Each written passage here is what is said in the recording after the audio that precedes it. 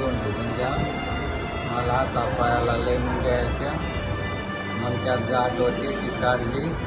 ठरले सरांची ऑपरेशन करून मी व्यवस्थित झालो. त्यांचा आभारी.